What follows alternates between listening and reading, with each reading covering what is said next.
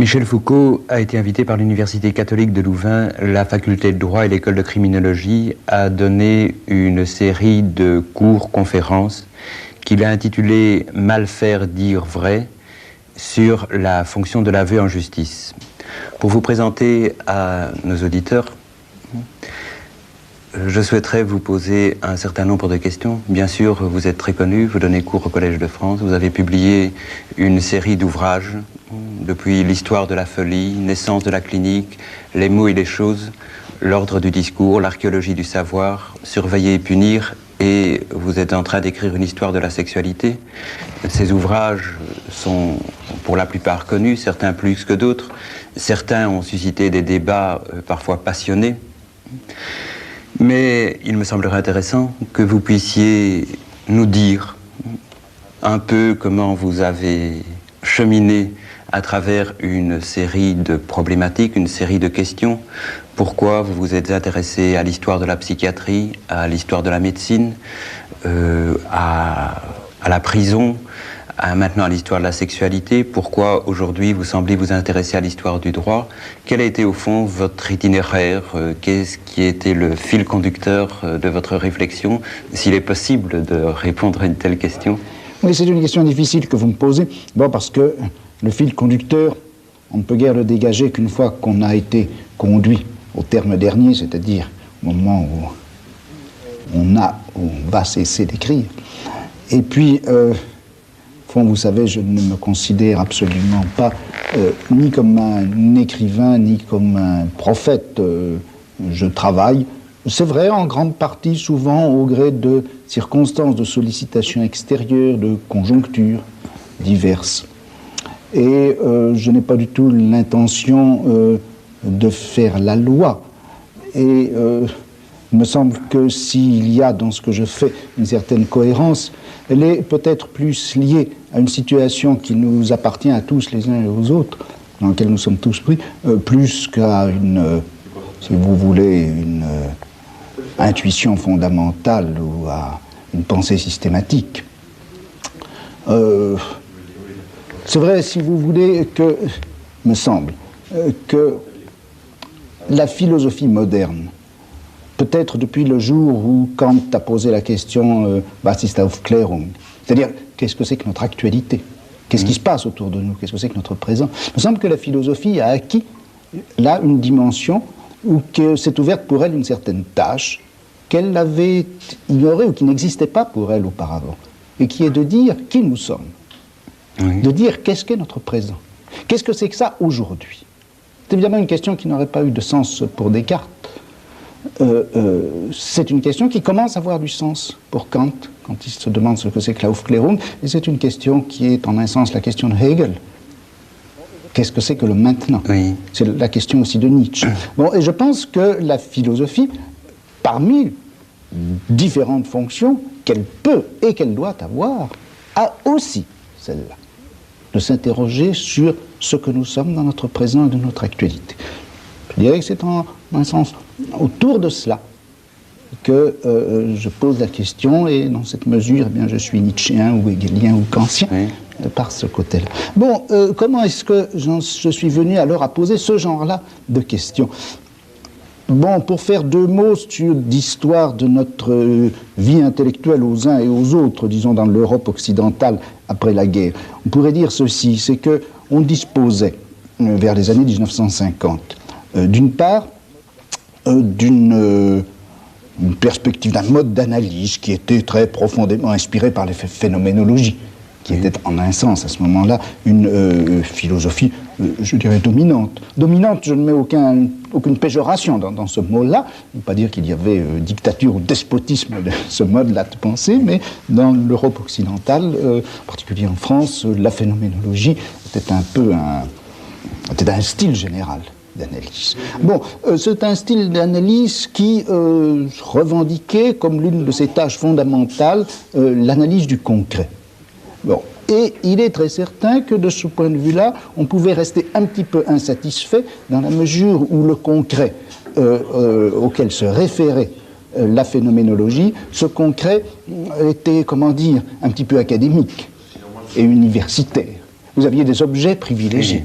de la description phénoménologique, qui était ou l'expérience vécue, ou la perception d'un arbre à travers la fenêtre du bureau. Enfin, je suis un peu sévère, mais le champ d'objets que la phénoménologie parcourait était, je dirais, un peu prédéterminé par une tradition philosophique et universitaire qu'il valait peut-être la peine un petit peu d'ouvrir.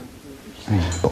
Deuxièmement, autre forme de pensée dominante, importante, c'est évidemment le marxisme, qui lui se référait à tout un domaine d'analyse historique sur lesquels, en un sens, il faisait l'impasse.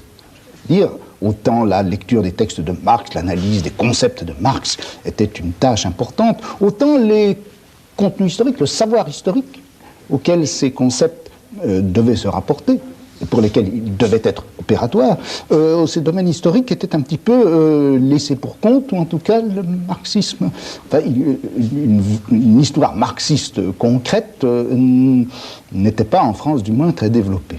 Puis il y avait un troisième courant qui était en France très spécialement développé, qui était l'histoire des sciences, avec des gens comme Bachelard, Cantilène, etc., Cavaillès avant-guerre, et qui était le problème de savoir est-ce qu'il y a une historicité de la raison et est-ce qu'on peut faire l'histoire de la vérité. Bon, si vous voulez, moi je dirais que je me suis situé un peu au croisement de ces différents courants et de ces différents problèmes, en me posant par rapport à la phénoménologie la question de savoir, mais est-ce que, plutôt que de faire la description un peu intériorisée de l'expérience vécue, est-ce qu'il ne faut pas, est-ce qu'on ne peut pas faire l'expérience l'analyse d'un certain nombre d'expériences collectives et sociales? La conscience de celui qui est fou est importante à décrire, comme l'ont montré les travaux de Binswanger, de Kuhn, mais après tout, est-ce qu'il n'y a pas une structuration culturelle et sociale de l'expérience de la folie? Et est-ce que cela ne doit pas être analysé? Bon, ce qui m'amenait à recouper un problème historique, qui était de savoir est-ce que l'on peut, si l'on veut décrire l'articulation sociale, collective, d'une expérience comme celle de la folie, quel est le champ social, quel est l'ensemble des institutions et pratiques qu'il faut historiquement analyser, et pour lesquelles les analyses marxistes sont un petit peu comme des habits de confection, mal ajustés. Effectivement.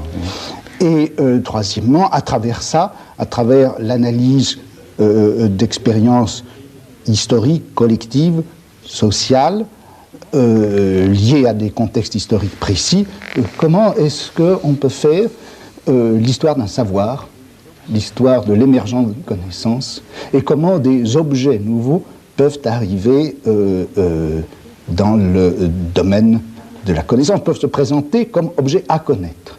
Alors, si vous voulez concrètement, ça donne ceci. Est-ce qu'il y a ou non une expérience de la folie caractéristique d'une société ou d'un type de société comme les nôtres? Comment cette expérience de la folie a pu se constituer?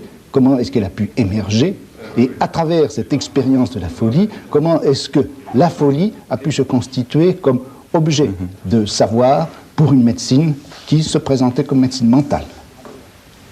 Ce qui donne en gros, à travers quelle transformation historique, quelle modification institutionnelle s'est constituée une expérience de la folie dans laquelle il y a à la fois le pôle subjectif de l'expérience de la folie et ce pôle objectif de la maladie mentale. Bon, voilà un petit peu sinon l'itinéraire, du moins le point de départ. Oui. Bon. Et alors pour en revenir un petit peu à la question que vous me posiez, pourquoi avoir pris ces objets-là, je dirais qu'il me semblait, et alors c'était peut-être là le quatrième courant, le quatrième point de référence de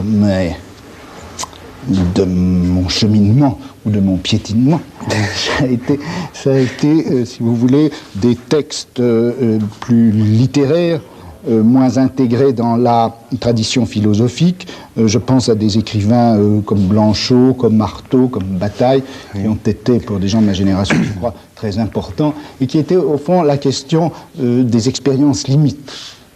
Ces formes d'expériences qui, au lieu d'être considérés comme centraux, d'être valorisés positivement dans une société, sont considérés comme les expériences limites, les expériences frontières, à partir de quoi est remis en question cela même qui est considéré d'ordinaire comme acceptable. Oui.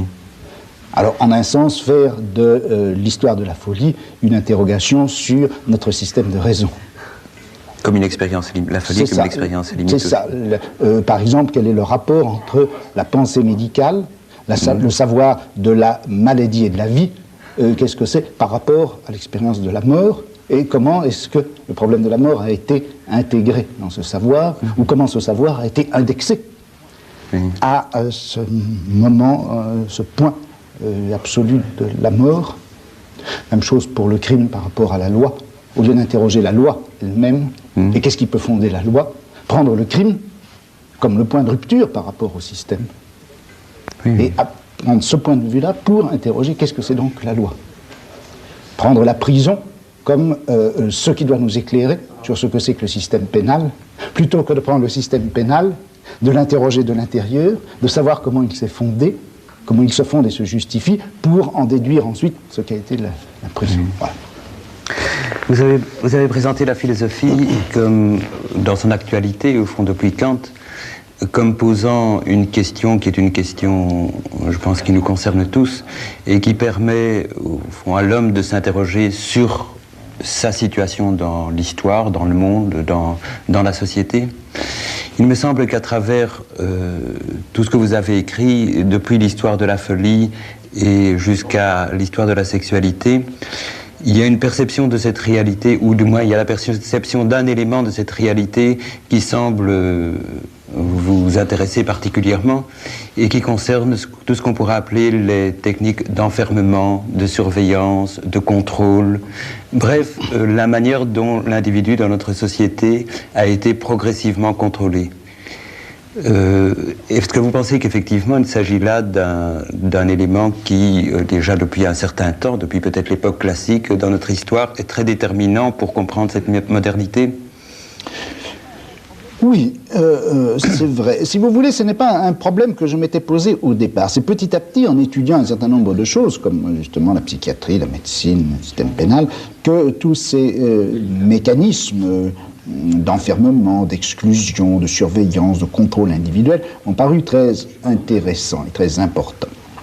Bon, je dirais que j'ai peut-être posé ces questions-là d'une façon un peu sauvage à un moment donné, au moment où je me suis aperçu qu'elles étaient importantes. Bon, je crois qu'il faut bien délimiter de quoi il s'agit et quel est le genre de problème que l'on peut poser à propos de tout cela.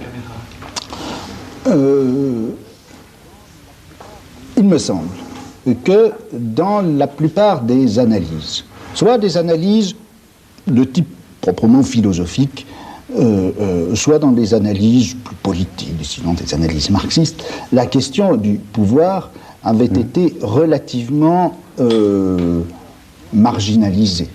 Simplifié. Ou en tout cas, c'est ça. Ou en tout cas, simplifié.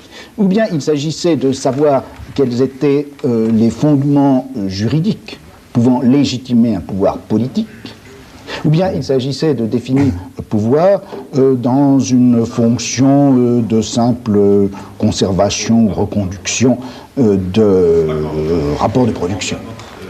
Oui. Alors, il s'agissait de la question philosophique du fondement ou de l'analyse historique de la superstructure. Ceci me paraissait insuffisant, m'a paru insuffisant pour un certain nombre de raisons.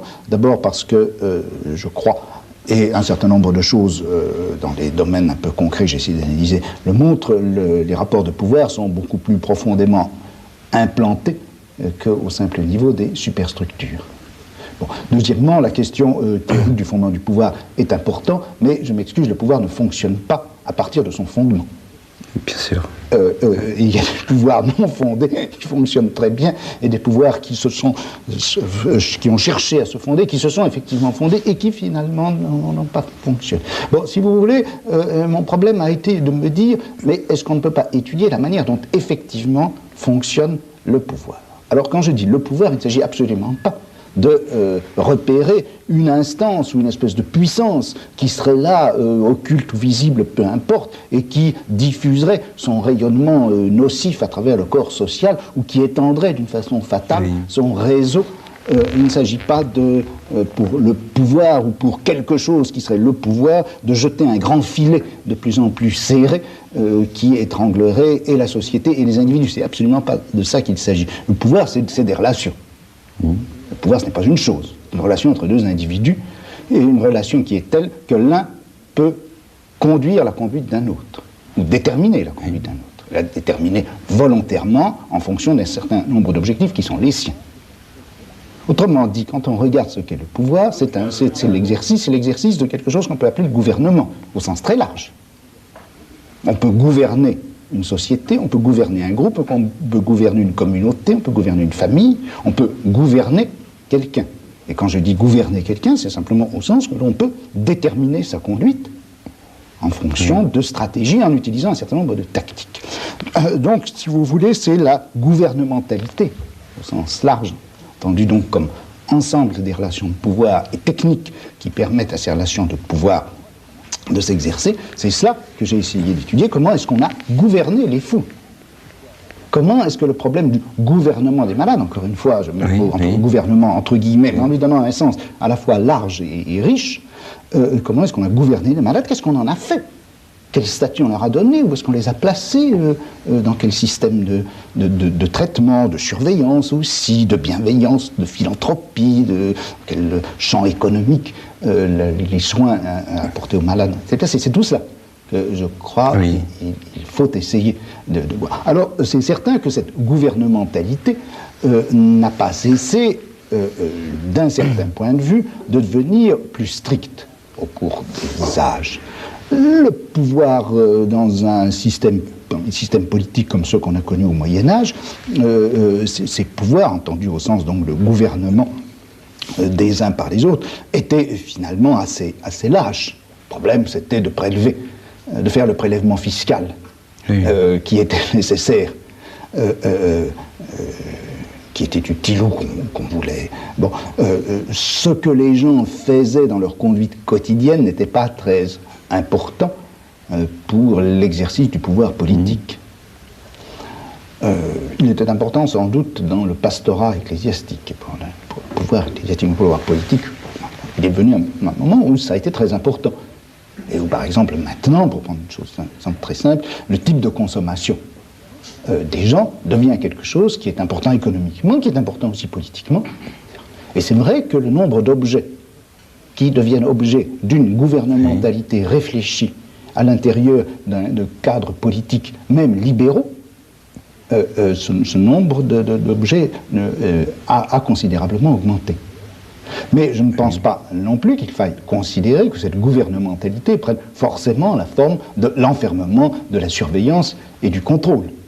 Par toute une série de régulations subtiles, souvent, on arrive en effet à conduire la conduite des gens, ou à se conduire de telle manière que la conduite des autres ne puisse pas avoir des effets nocifs qu'on redoute, etc.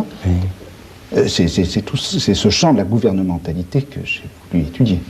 Et pour étudier cet objet, ou différents objets que vous avez étudiés, vous avez utilisé une méthode historique. Mais au fond, ce qui apparaît à tous aujourd'hui, et d'ailleurs ce qui fait en grande partie la nouveauté de vos analyses, non pas du point de vue du contenu, mais du point de vue de la méthode, vous avez opéré une sorte de déplacement dans la méthode historique. C'est-à-dire, ce n'est plus une histoire de la science, ce n'est plus une épistémologie, ce n'est plus une histoire des idéologies, ce n'est même pas une histoire des institutions. On a l'impression que c'est tout cela en même temps, mais que, pour penser par exemple le travail de la psychiatrie ou ce que font aujourd'hui les criminologues, puisque ce sont les criminologues qui vous ont appelé ici, ou pour penser des institutions comme la prison ou les asiles, etc. Vous avez dû transformer profondément la manière dont on concevait l'histoire.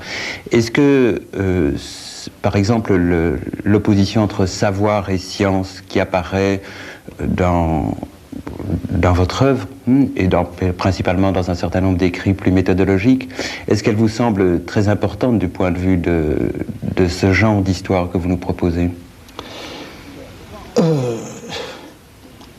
Bon, je crois en effet que le type d'histoire que je fais porte un certain nombre de marques ou de handicaps, comme vous voudrez. D'abord, la chose que je voudrais dire, c'est que, bon, encore une fois, la question dont je parle, c'est qu'est-ce que nous sommes et qu'est-ce que nous sommes aujourd'hui, et qu'est-ce que c'est que cet instant qui est le nôtre. Donc, si vous voulez, c'est une histoire qui part bien de cette actualité. Deuxième chose, c'est que, en essayant de poser des problèmes concrets, je pars forcément, et ce qui me paraît intéressant, c'est de choisir comme domaine des points qui sont particulièrement fragiles ou sensibles dans l'actualité. C'est-à-dire que je ne concevrai guère une histoire, si vous voulez, qui soit proprement spéculative, et dont le champ ne soit pas déterminé par quelque chose qui se passe actuellement.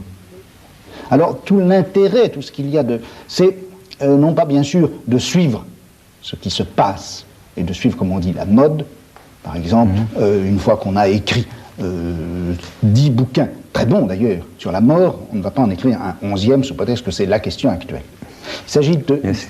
Le jeu, c'est d'essayer de détecter, parmi les choses dont on n'a pas encore parlé, quelles sont celles qui, actuellement, montrent, donnent quelques indices plus ou moins diffus de fragilité dans notre système de pensée, dans notre mode de réflexion, dans notre pratique.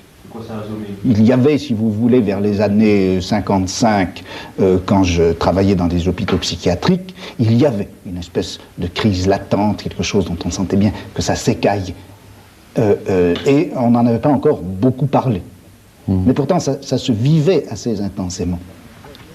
La meilleure preuve que ça se vivait, c'est que, à côté, en Angleterre, et sans qu'on ait eu jamais aucun rapport les uns avec les autres, des gens comme Laing et Cooper, eux aussi, se battaient avec le même problème.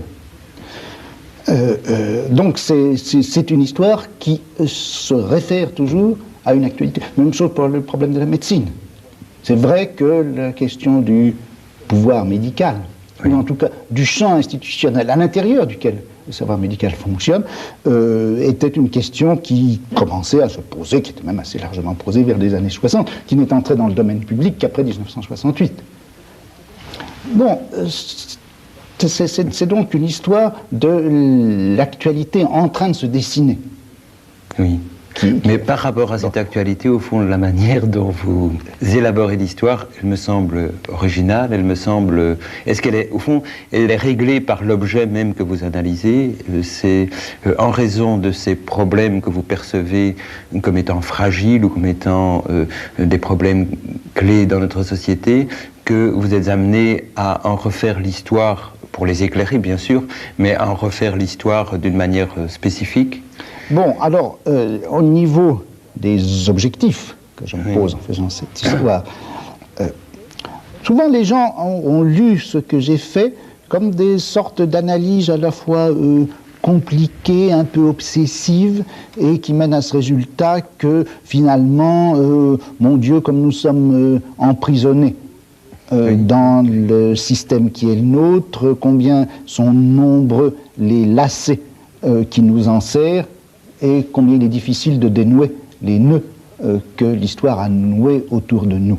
Alors qu'en réalité, je veux faire tout le contraire. Car, lorsque j'essaie d'étudier quelque chose comme la folie ou la prison, etc., prenons si vous voulez l'exemple de la prison.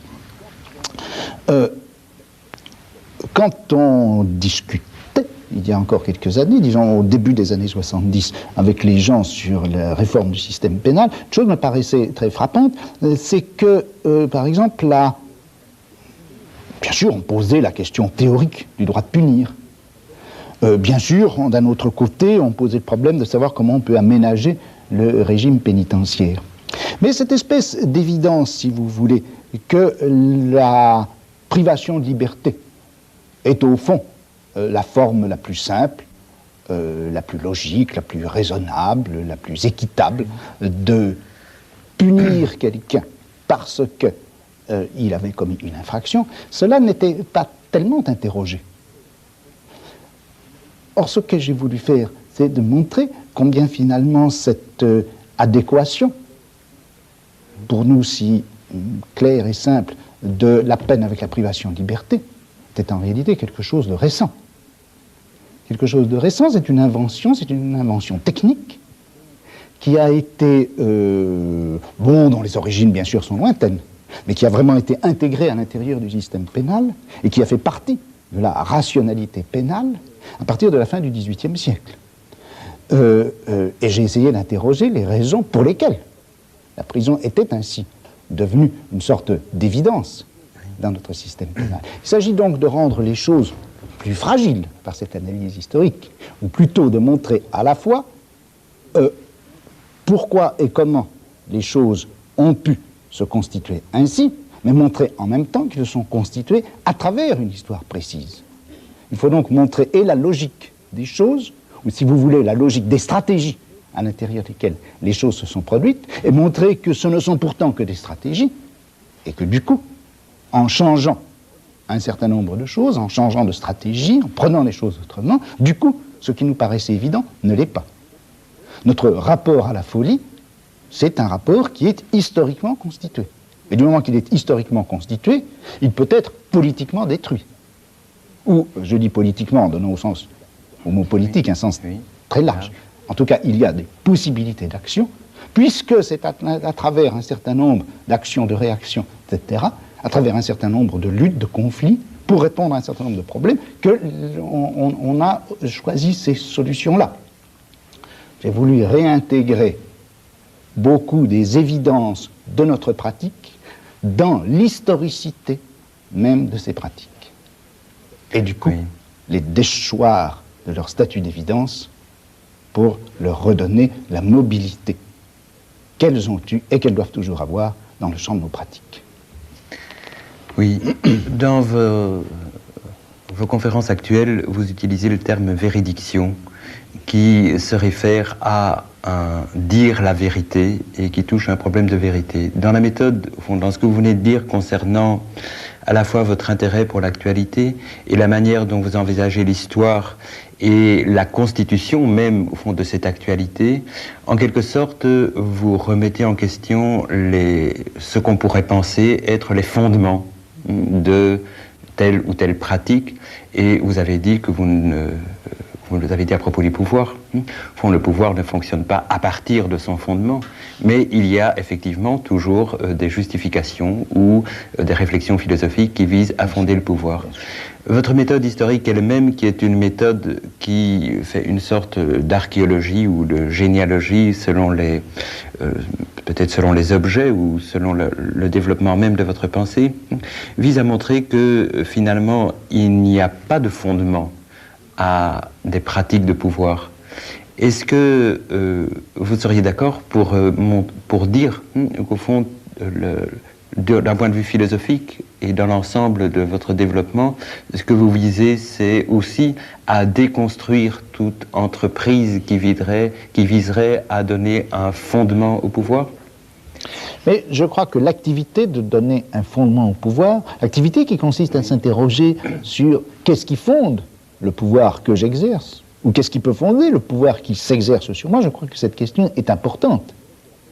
Elle est essentielle. Je dirais que c'est la question qui est fondamentale.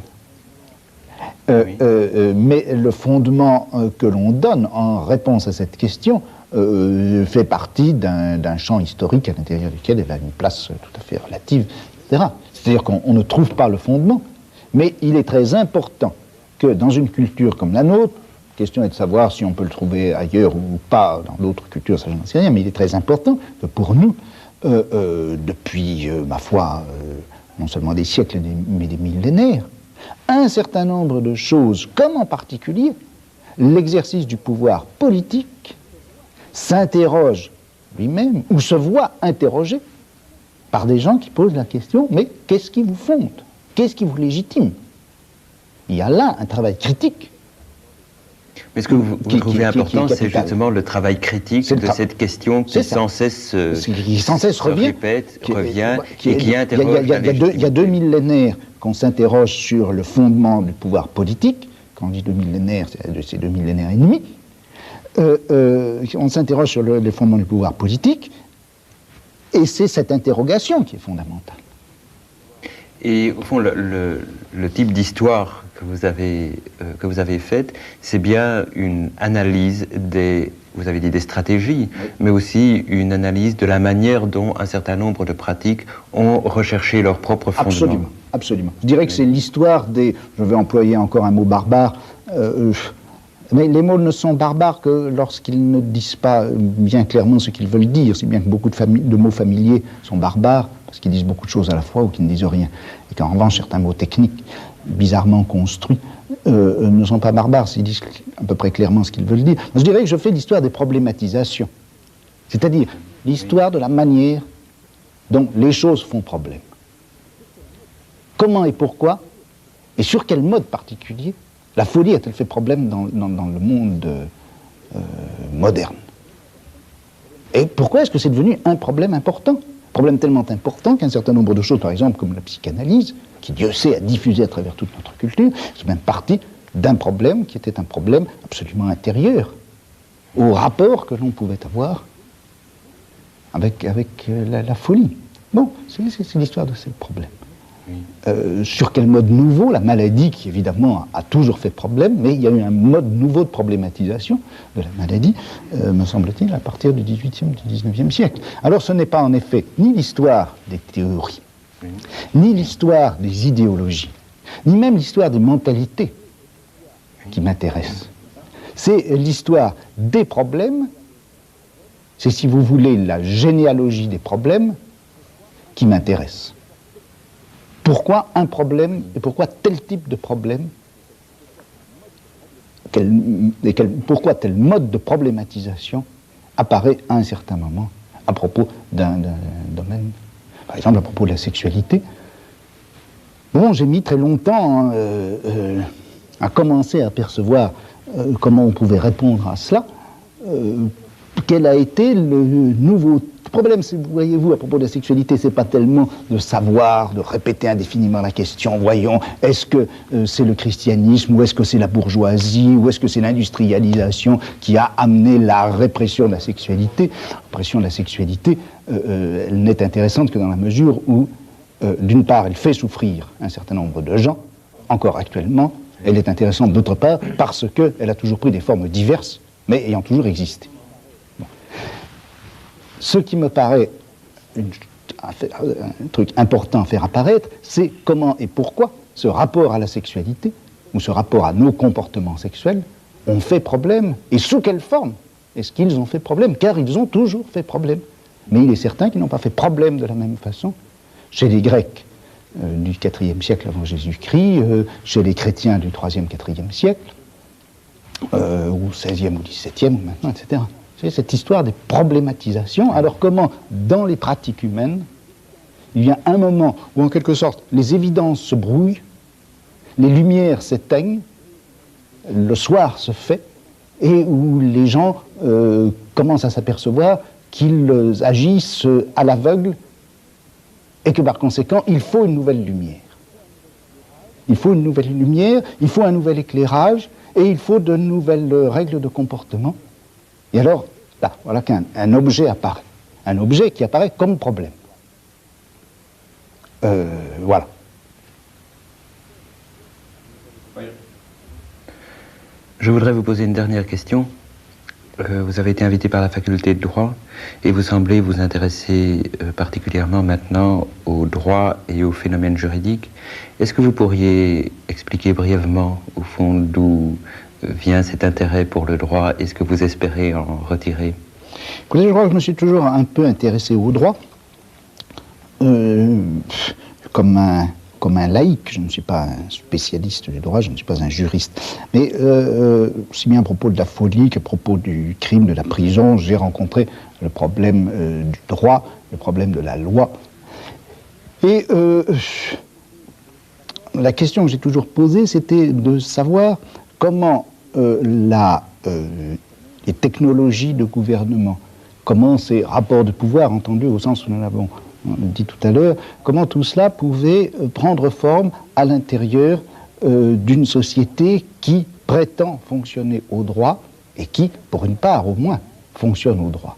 Alors ce sont les liens, les rapports de cause à conséquence, les conflits aussi, les oppositions, les irréductibilités entre ce fonctionnement du droit et cette technologie du pouvoir. C'est ça qui me paraît que je voudrais étudier, et il me semble que interroger les institutions juridiques, interroger le discours et la pratique du droit à partir de ces technologies de pouvoir peut présenter un certain intérêt, non pas du tout au sens que ça bouleverserait entièrement et l'histoire et la théorie du droit, mais il me semble que ça peut jeter une certaine lumière sur certains aspects assez importants de la pratique et de la théorie judiciaire, ainsi interroger le système pénal moderne à partir de la pratique punitive, de la pratique corrective, à partir de toutes ces technologies par lesquelles on a voulu modeler, modifier, etc., l'individu